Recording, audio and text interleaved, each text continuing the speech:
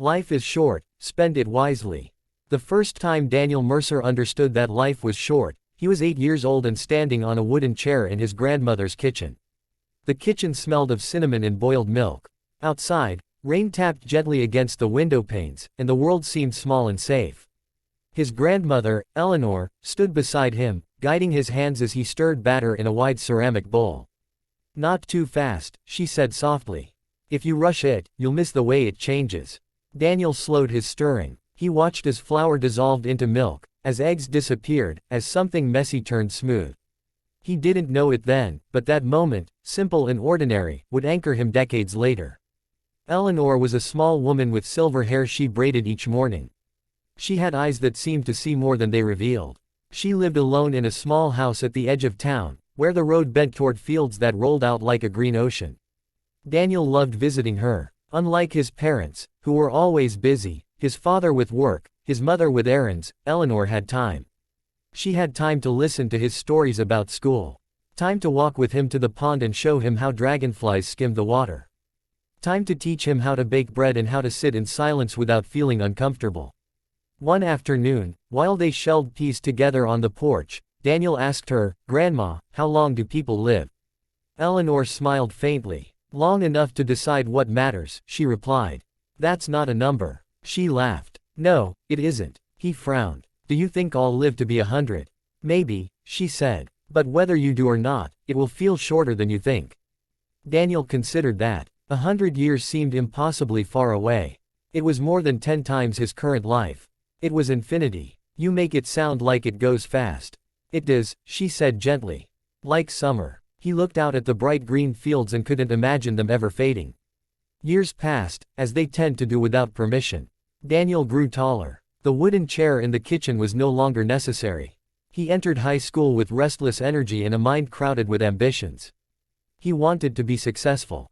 He wanted a big house, a sleek car, recognition. He wanted to prove himself in a world that seemed vast and competitive. Eleanor aged quietly. Her steps grew slower. Her hands trembled slightly when she kneaded dough. But her eyes remained steady. One evening during Daniel's final year of high school, he found her in the garden, kneeling beside a row of wilted tomatoes. "You shouldn't be out here alone," he said.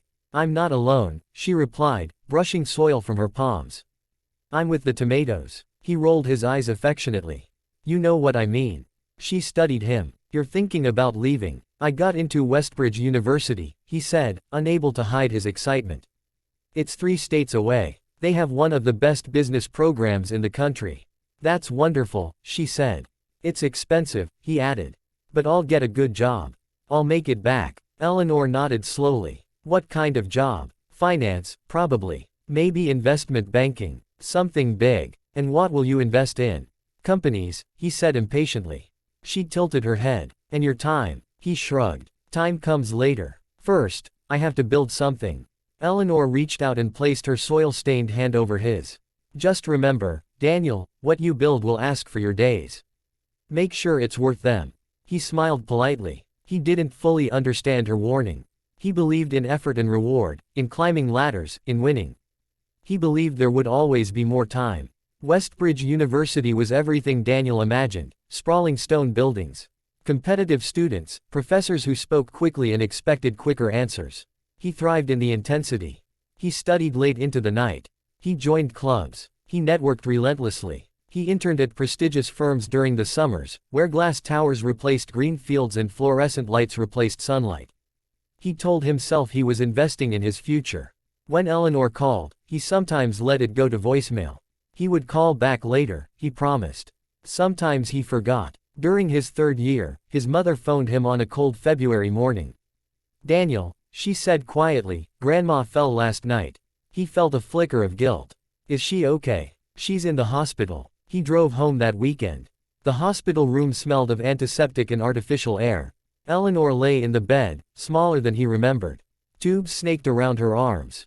When she saw him, her eyes brightened. "There you are," she said. "I'm sorry," he murmured, pulling a chair close. "I should have visited more." She waved a frail hand dismissively. "You were building." He swallowed. They talked for hours. Not about grades or internships, but about memories. The pond. The peas on the porch. The cinnamon in the kitchen. "Do you regret anything?" He asked quietly. She considered this. Only the days I rushed through. Rushed through. I thought I'd come back to them later, she said. But later is a clever thief. He looked at her, unsettled. Promise me something, she continued. Anything. Don't postpone joy. Don't delay kindness. Don't assume you can circle back to the people you love. His throat tightened. I promise. She smiled. Life is short, Daniel. Spend it wisely. She'd passed away 2 weeks later. Daniel returned to campus, but something had shifted. The library felt colder. The competition felt louder. He buried himself in work, partly out of grief, partly out of habit. He graduated at the top of his class. At 23, Daniel joined a powerful investment firm in the city. The office occupied the top floors of a steel and glass skyscraper. From his desk, he could see the river slicing through the city like a vein. He worked 14-hour days. Sometimes 16. He analyzed markets, built models, chased deals. His phone buzzed constantly. His calendar was a battlefield of meetings. His salary was impressive. His apartment overlooked the skyline. He bought the sleek car he once imagined. Yet his life felt strangely narrow. He told himself this was temporary. He was putting in the time. He would slow down later. Travel later. Visit friends later. Call his parents more often later. Later was always just beyond the next milestone. At 28, he was promoted. At 30, he made partner. At 32, he realized he couldn't remember the last time he watched a sunset without checking his phone. The turning point came unexpectedly. It was a Tuesday evening in October. Daniel was rushing to a meeting across town when traffic ground to a halt. Sirens wailed in the distance. He glanced at his watch impatiently. After 20 minutes, he stepped out of his car to see what was happening. A small crowd had gathered ahead. On the sidewalk, paramedics knelt beside a man who lay motionless. Daniel felt a strange pull and moved closer. The man appeared to be in his early 40s. A briefcase lay open beside him, papers scattered by the wind. One of the paramedics shook her head subtly. A woman stood nearby, crying into her phone. He just left the office, she sobbed. He said he'd be home for dinner. Daniel's chest tightened. He didn't know the man. He would never know his name. But he saw the unfinished story in that open briefcase. He saw the meetings that would never happen. The emails that would go unanswered. The dinner that would grow cold on a table somewhere. Life had ended mid-sentence. Daniel returned to his car in a daze. The meeting suddenly felt absurd. That night, he went home and opened an old wooden box he kept in his closet. Inside were photographs of Eleanor. A recipe card written in her looping handwriting. A pressed flower from her garden. He found a note she had given him the summer before he left for college. He had tucked it away and forgotten it. It read, "Success is not counted in numbers, but in moments you were fully alive." Daniel sat on the floor for a long time. For the first time in years, he allowed himself to question the trajectory of his life. Change did not happen overnight. He didn't quit his job the next morning. He didn't sell his apartment or renounce ambition. Instead, he began with something smaller. He called his parents on a Wednesday evening. Not because it was a holiday. Not because he needed something. Just to talk. He visited his hometown the following month and walked to the pond alone. The water shimmered in the autumn light. Dragonflies still skimmed its surface. He felt both the weight of time and its fragility. Back in the city, he began declining certain meetings. He delegated more. He blocked off Sunday afternoons as non-negotiable personal time. At first, it felt uncomfortable. Almost irresponsible. But gradually, he noticed something surprising. The world did not collapse when he stepped back slightly. He started volunteering at a community center on Saturday mornings, teaching basic financial literacy to teenagers from underserved neighborhoods. He expected to feel charitable. Instead, he felt invigorated. One of the students, a quiet girl named Maya, approached him after class. "I didn't know money could work for you," she said shyly. "I thought you just worked for it." Her words echoed in his mind for days. Daniel began to see that his knowledge, accumulated through years of relentless effort, could be used for more than corporate profit. He proposed a new initiative at his firm, an investment arm focused on small local businesses and social enterprises. The idea was met with skepticism. "It's not as profitable," one colleague warned. "Not immediately," Daniel agreed. "But it builds communities. And communities sustain markets." After months of persistence, the initiative was approved on a trial basis. It became one of the firm's most impactful divisions. At 35, Daniel returned to his grandmother's house. His parents had decided to sell it. The garden was overgrown. The porch paint was peeling. He walked through the room slowly. The kitchen felt smaller than he remembered. The wooden chair still stood in the corner. He ran his fingers over the worn countertop where they had mixed batter years ago. Instead of letting the house pass to strangers, Daniel bought it. He renovated it carefully, preserving its character. He turned it into a weekend retreat, a place where he could unplug from the relentless pace of the city.